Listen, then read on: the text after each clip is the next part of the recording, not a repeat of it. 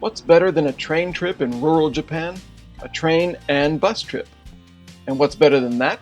Why, train, bus, and ferry, of course.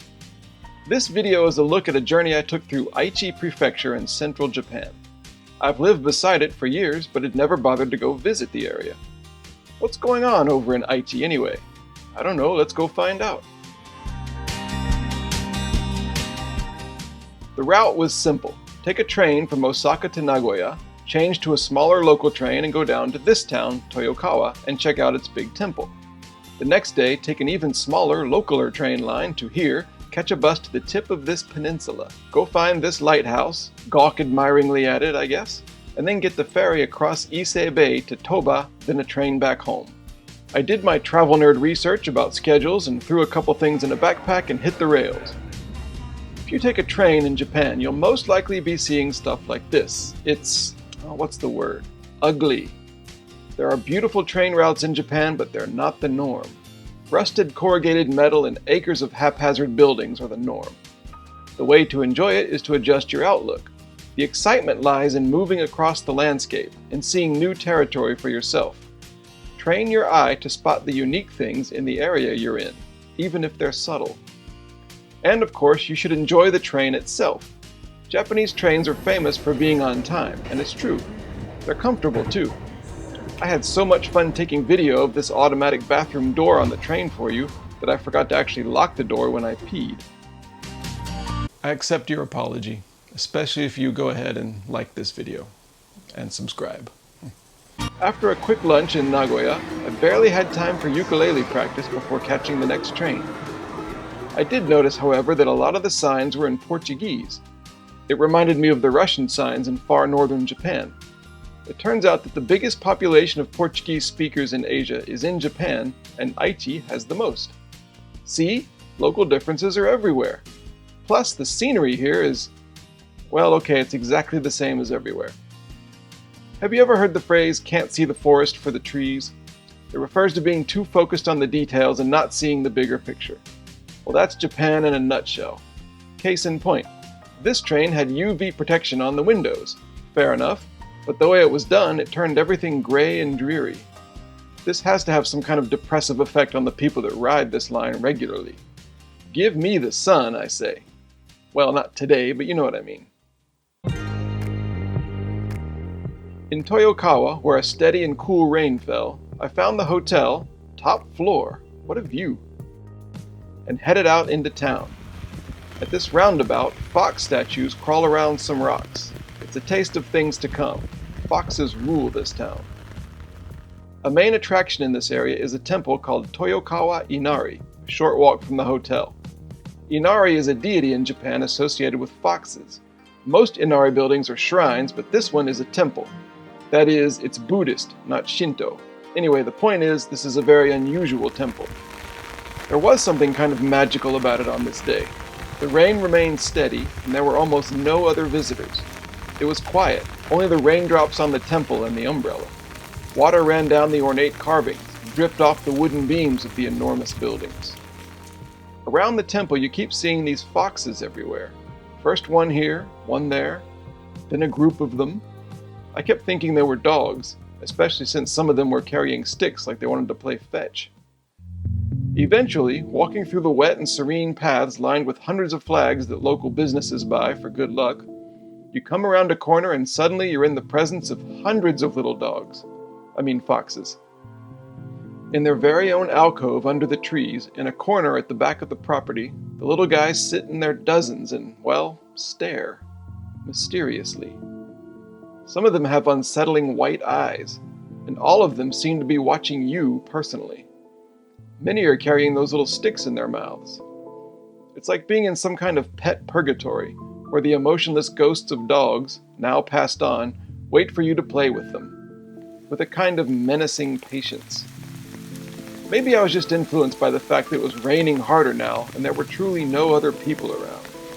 When you're in some place you've never been, and the atmosphere is so different from your usual daily life, that's when the magic of travel starts to manifest. Tune into your surroundings and you'll sense the deeper levels in everything.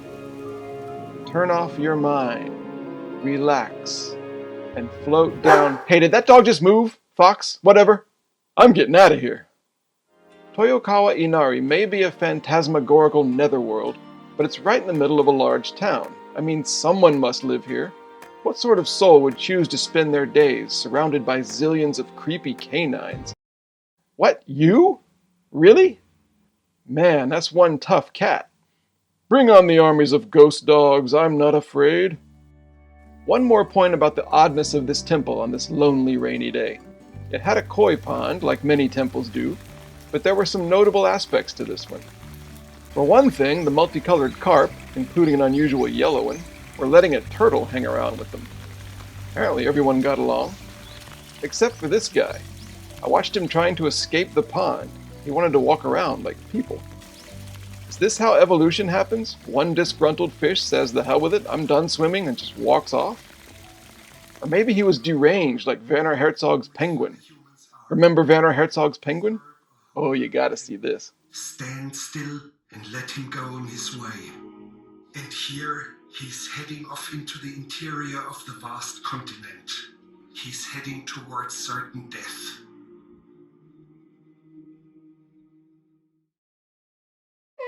On a quaint and old-looking shopping street outside the temple, everything was already closed.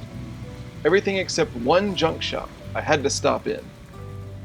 There was nobody inside, but there were rows of 7-inch vinyl records laid out, including some I'd actually heard of, and some I hadn't. Interesting, but I'm not really in the market for... Whoa, wait! Is that vanilla fudge? Vanilla fudge? And only 450 yen? Hey, I'll set that record free. Where's the owner?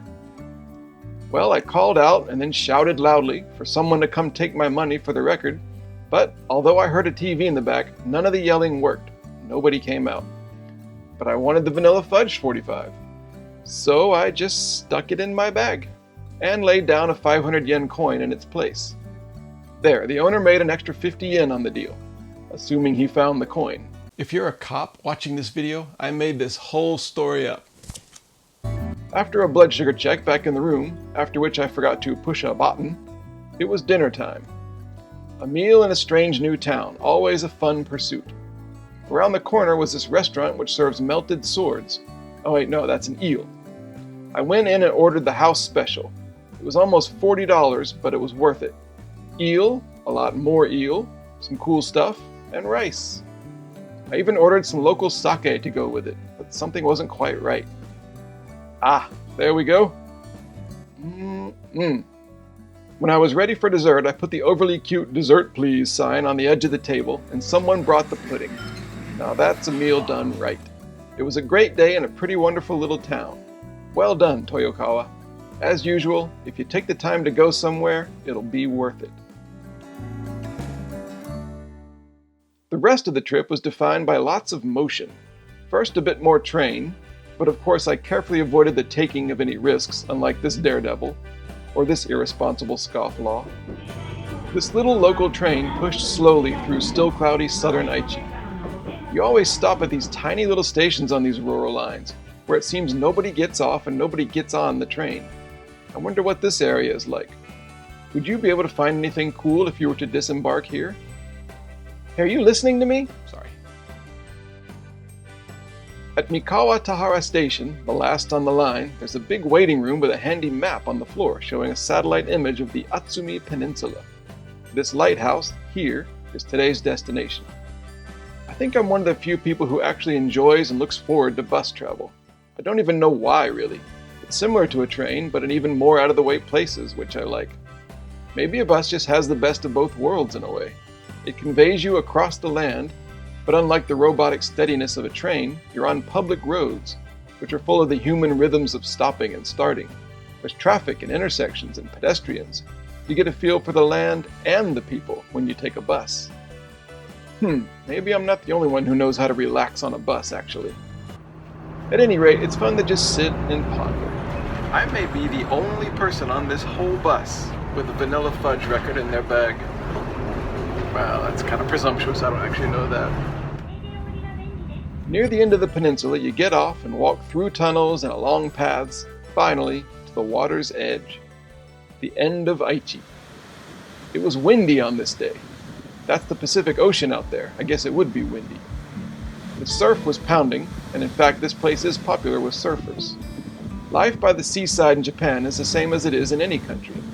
Everything is influenced by the ocean. The air is wet and salty, the trees and bushes are shaped by the wind, hardy reeds do their best in the sandy soil, and the roar of the waves is always in the background. The dark, mysterious energy of the deep sea waters is a constant reminder that human life operates on a really quite small scale. Problems in your daily life seem awfully silly out here. A series of paths leads around the cape, which is called Cape Irago. Again, nobody else was around on this day, just what I called sea roaches scrambling over the rocks. But go around a corner and suddenly, there it is, Cape Irago Lighthouse. Clutching a curve in the coast, the lighthouse stands among large rocks, a small structure but visible for quite some distance. But there's a chain and you can't climb up it, and to be honest, I was more distracted by the dark birds that hovered overhead. They were gigantic, seemed to love playing around in the strong winds. Plus there was some kind of space-age lighthouse up on a more prominent hill with arrows that light up and everything. I didn't need to be reminded to panic about tsunamis though.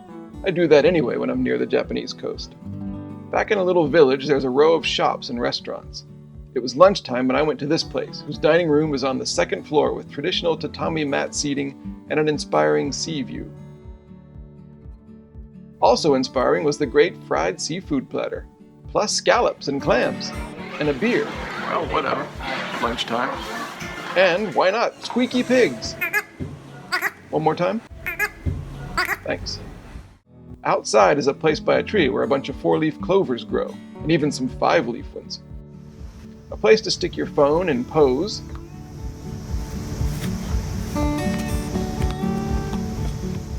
And a bell to ring for good luck. And then it was ferry time. Waiting in a ferry terminal building is not quite like waiting in a bus or train station.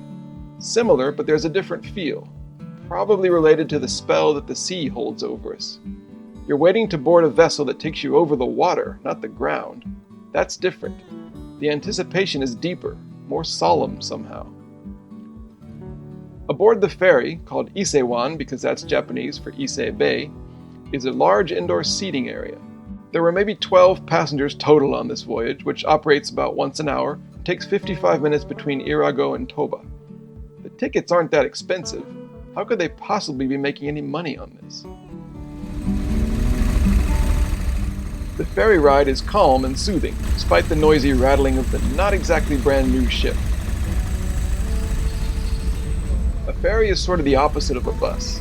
You're moving, but it doesn't always feel like it. There's more space, you might even get your own table, and it feels more like a big building. Sure, flags whip in the wind outside, the lighthouse from earlier shows itself as you slide past the cape, and the plastic seats keep shuddering as the engines heave and sigh, but all you really do is think about all that water around and underneath you, and pity that one poor hungry seagull whom you are not to feed.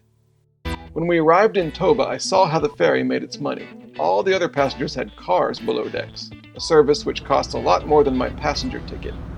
Those passengers drove off the ferry, but this guy had to lower this thing just to let my carless carcass off. The train from Toba back to Osaka was the last leg of this journey, and it mostly retraced the route from the day before. Again, the landscape was wet and cloudy. Again, I tried and failed to get good video of the white cranes that were hanging around in the fields. There's one, barely. And again, I was amazed that such a simple little trip to a place I'd never been to and never heard anyone even talk about had been so much fun and so full of new places and surprising details. It took going there to find out what's so unique about Aichi. Why, it's the magic of travel, it is. Thanks for watching. Please like and subscribe if you can. See you on the next journey.